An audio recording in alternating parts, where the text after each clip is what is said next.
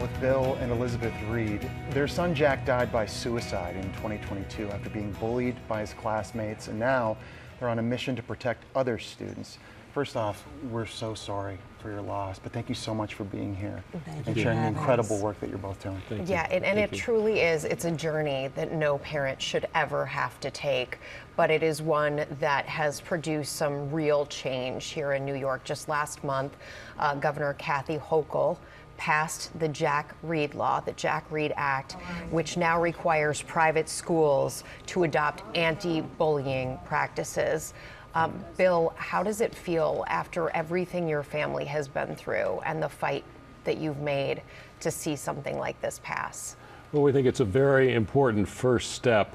You know, our kids don't feel safe in school. 60% report that they've been bullied in school, and that fear follows them home because of social media. They can't get away with it, can't get away from it.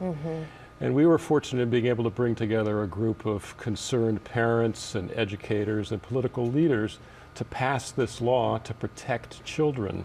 And now 500,000 kids in New York State have those protections. Elizabeth, tell us about Jack, because I know you say that you're continuing the work that he started. Absolutely. So, I mean, I always say that the first word I think of when I think of my son, our son, is kind, but he was a leader.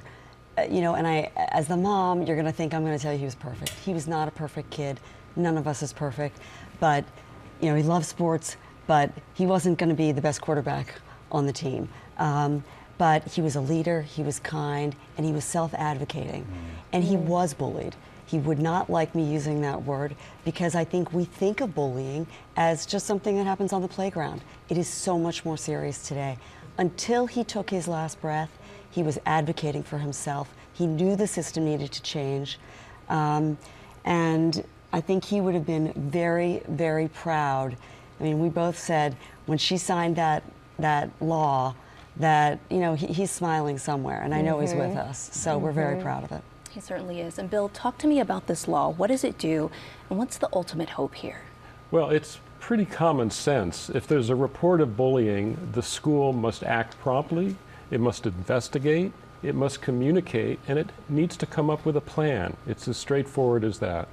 And in the country, there's still 43 states that don't have these protections. That's 5 million kids unprotected for bullying. And I will just add, that's unacceptable. Unacceptable. Agreed. Unacceptable. So for people watching at home, how can they get involved?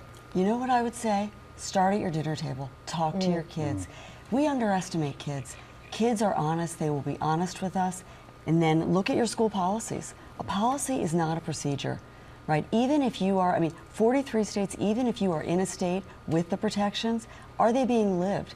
We want the Jack Reid Law to be a lived law. And this should be a basic human right to feel safe in school. Well, Bill and Elizabeth, thank you so much for being here and sharing Jack's story and for all this work that you're doing. It's so impactful. It's just the beginning, and thank you for having us. Amen. All right.